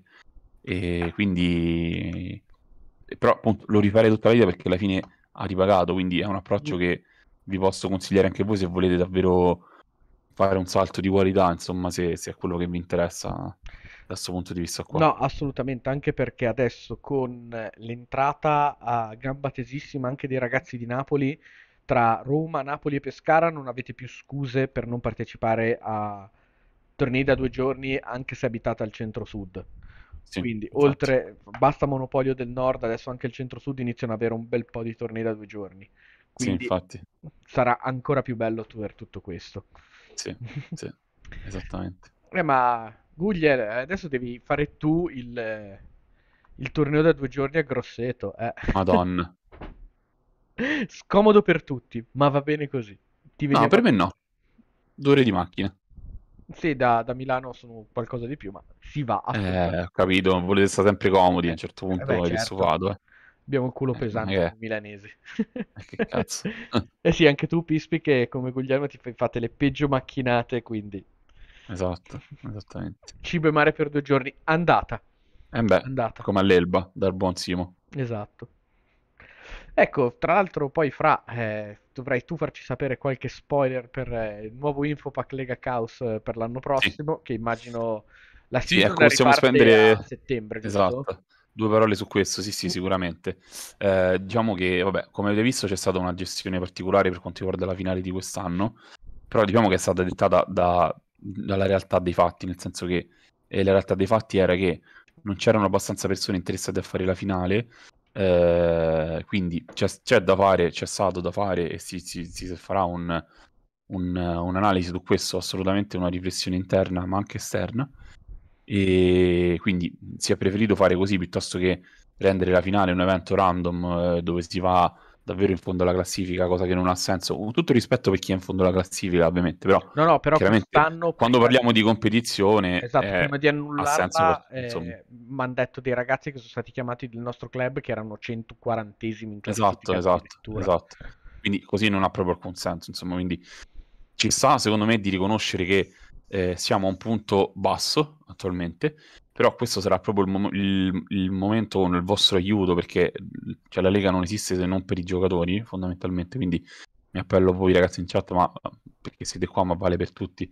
Quindi con il vostro aiuto e supporto la Lega può, diciamo, ripartire fondamentalmente da zero quasi, Mm. perché ci sarà un grosso rinnovamento anche interno e poi questo ne parleremo poi sicuramente la settimana prossima, dopo appunto il weekend che deve essere delle finali, e ci sarà un rilancio grosso, ma in realtà quello che io ho a cuore ecco, è che venga fatto per i giocatori proprio, cioè nel senso di fare quello che vogliono i giocatori, che piace ai giocatori, con in testa l'idea di essere un circuito rappresentativo per il nostro paese, per la qualità del gioco che abbiamo, per la qualità di persone che vengono nei nostri tornei, ma proprio di persone belle e piacevoli, secondo me, e di fare una cosa fatta bene, appunto. Io come novità ve le butto là, delle mappe degli scenici, ma non chiaramente scritto, ah, qua devi metterci questo scenico qua, cioè con dimensioni, cioè dimensioni più o meno orientative, posizionamenti, feature degli scenici. Si parlava anche di implementare il discorso di attaccante difensore come si fa al mondiale, quindi attaccante sceglie il lato, mette il difensore, mette gli scenici e gli effetti degli scenici. Chiaramente da una pool di scenici, non tutti arcani, per esempio, o tutti deadly nel campo avversario. Sì, senza E... neanche magari quella all'House World che era uno di ciascuno. Esatto, esatto. Appunto, implementare la regola delle Garrison, usare bene gli overgrown e cose di questo tipo qua, ma poi anche, insomma, rendere, spero di riuscire, insieme all'aiuto di voi e degli altri, a rendere appetibili gli eventi di Lega e soprattutto la finale, quindi a me piacerebbe tanto anche creare delle classifiche per fazione, quindi così a fine anno si può avere, ne so, il miglior Cities, il miglior Sylvanet, il miglior qualcosa qualcosa, eccetera, eccetera. E poi rendere la finale una lega, cioè una finale figa, insomma, Mm. partendo dargli il nome giusto, che secondo me è Masters, perché è una finale, ma sono i Masters fondamentalmente, e fare dei gadget fighi, fare anche una raccolta fondi nel corso dell'anno, perché così la lega si può autofinanziare e si possono fare delle cose più belle, insomma, chiaramente con una gestione il più possibile trasparente, che è la cosa fondamentale, quindi essere pronti a fare le cose fatte bene, ma appunto con l'idea di ottenere dei risultati di qualità, ecco. Ma questo assolutamente sì, alla fine tutto nasce per lo stesso motivo, che è anche queste serate che facciamo io e te nascono per la community. Sì, Quindi sì, la Lega esatto. Chaos è nata con lo stesso spirito e forse si era un po' perso Assolutamente, questa sì, sì, sì. idea proprio, io mi ricordo il gruppo Lega Chaos che a un certo punto io ho detto ragazzi io esco perché non mi sembra che serva purtroppo e se vogliamo parlarne attorno a un tavolo ben venga, ma appunto ha funzionato anche il segnale della finale, è stato un dispiacere. Infatti l'avevamo annunciato lunedì, fra mentre tu eri in preparazione per Sì, che comunque appunto la ribadiamo, a questo momento il podio della Lega Caos sono al secondo posto a pari merito il buon Lukaku e il buon scusa, non Riccardo, ah, vabbè, aiutami col cognome. adesso te lo dico, sempre della Ludicars, cacchiarola, Riccardo Rinaldi? esatto, Riccardo Rinaldi, che Ah, erano a pari ok. punti, esatto, loro Sì, due, e il giusto, campione giusto. italiano, il buon Vincenzo Nacca, Sì, primo sì, con sì. una valanga di punti legati, aveva tipo, mi Sì, pare, quasi una 600, cinquantina di punti in più. sì, no, di più, 60 punti di Ah, guarda, ce l'ho vantaggio. qua, è Cioè, 2144, il secondo e 2090, 2098. sì, cioè, tipo 50-60 Sì, punti, sì, sì. che in quel sistema lì è tantissimo. Sì. Quindi va dato un riconoscimento a Vincenzo perché Sì. ha fatto una stagione Sì, sì, ma fantastica, guarda che quindi tu... complimenti a lui, No, no, assolutamente. allora, no, no, bisogna dire che Vincenzo è un pazzo. Perché tu non lo Dato sai, lui, io che Fra, può essere che così. è venuto a fare è venuto a fare il mondiale singolo, Sì, è sì. tornato a casa e la domenica era già a fare un altro torneo. Eh, evidentemente ha una, Non si una molla un partner che cazzo. glielo permette, che Non ti si devo dire. molla un cazzo. Esatto, Grandissimo Vincenzo, grandissimo davvero. esatto, esatto. E detto Quindi, questo, va insomma, bene, adesso vedremo le prossime. Solo pazzo Ambro domenica stava in Svizzera. Madò. Idolo, idolo. esatto, Sei un mito, Vincenzo. Lo si vede in tutta Italia. eroe. Esatto, direi di passare alla fine della Sì, nostra live con una sola lista che abbiamo sì, quest'oggi, del sì. buon Andrea Tortorelli che ci Chissà se manda, sarà l'ultima di questo GH, lo scopriremo chissà se presto. sarà l'ultima di questo GH, che ci manda una lista Gloomspite e ci dice con il seguente messaggio insieme. Vai. Allora, grazie al gruppo, allora innanzitutto bellissimo perché questo ci tenevo molto a dirlo, perché grazie al gruppo Telegram che è stato creato da Meme per dare gli aggiornamenti sulla nazionale, tanti ragazzi si sono conosciuti ed è nato proprio un piccolo gruppo di gioco di cui Andrea ci fa sapere che ne fa parte e riesce finalmente a giocare con continuità. Fantastico. Ha provato Scorn contro Skaven e Nighthound e sabato invece giocherà contro Squig. Quindi, anziché mandarci la sua lista, ci manda la lista del suo avversario per avere qualche consiglio su come affrontare. Questa cosa mi ha fatto riderissimo, per cui eccovi la lista dell'avversario di Andrea Tortorelli. Beh, che dire, intanto complimenti se ha 4 Mangler davvero. E ci vuole coraggio, effettivamente. Date a E... Pispi quel che è di Pispi. Esatto, esattamente. Ma che dire, Clammy Hand, boh, Glyphader Charm, ok. Anche se la Clammy Cowl è la cosa migliore, secondo me. Sì. Come dici tu, adesso non fanno nulla tendenzialmente. È che devo dire, personalmente non sono un fan dei Mangler, soprattutto di quelli senza eroi. Quello con eroi già è meglio. Però quelli stanno lì senza potersi dare command mai, quindi... Boh. Più che altro sarebbe per renderla un pochino più efficace un mangler, trasformarlo in un mangler con eroe. Per Sì, poterli esatto. seguire, per poter seguire gli altri. Solo che quei punti già è molto al limite perché 1990 e i Goblin non gli piace stare a punti così alti. Quindi, Andrea, se tu lo stai affrontando, punta a fare subito danni, se hai meno punti di lui ovviamente, quindi non si becca il trionfo, punta subito a massacrare gli Erd, perché fuggiranno prima che potranno farti veri danni, se non ha i Sì, trionfi per non farli testare. sì, e non ce li ha. Sì, 1990, quindi un Sì, mangler per sempre. esatto. Però uno, non quattro. Ciao Ciao Jack, sì Jack, sì, tanto domani la carico su YouTube, non ti come preoccupare. sempre, esatto, Non temere, non temere. come sempre saranno tutte ricaricate su YouTube. Boh, che dire di E, questa lista? e Boh, anche Scragrot, cioè capisco, però non è così utile forse in questa lista. no, Più che altro perché lo sfrutti, costa tanti punti e lo si sfrutta Sì. veramente, veramente poco. Tanto vale Cioè, teleporti in unità ma carica senza bonus poi, quindi boh. Sì, ma cos'è Non che so. teleporti un Mangler? Eh sì, non so cos'altro onestamente, o gli squig, ma dubito. Ecco, Visto comunque, che muovono mila chilometri. giocando con Korn, diciamo che non è un bruttissimo matchup. Più che altro stai molto attento a stare lontano dai suoi herd con i tuoi eroi. Quindi tienili sempre oltre i 9 dalla tua prima linea. Per evitare che ti li ammazzi male Mm-mm. con le mortali. Poi non so cosa gioca come Corne, diciamo, Andrea, giusto? Sì, esatto. Però se tipo Blood Warrior, i Mangler ci rimbalzano contro, fondamentalmente. Sì, se giochi Blood Warriors è vero, sicuramente Mm-mm. rimbalzano perché non fanno. Però facci Sì, sapere poi come va, perché sì, sono curioso di questa, sì. perché è una bella sfida Goblin contro Korn, perché funzionano al contrario, perché Goblin picchia come dovrebbe picchiare Korn. Sì, forse sì. Povero Korn. Forse sì. Totalmente anti-lore il loro tomo, ma è uno dei Esatto. più divertenti forse da giocare in questo momento. Sì, vero, vero. Cioè fa tantissimi trick, fa tantissime cose super super interessantissime. Yes. Va Va bene, bene. direi ragazzi che per questo ritorno dell'House Knight col buon Fra è tutto.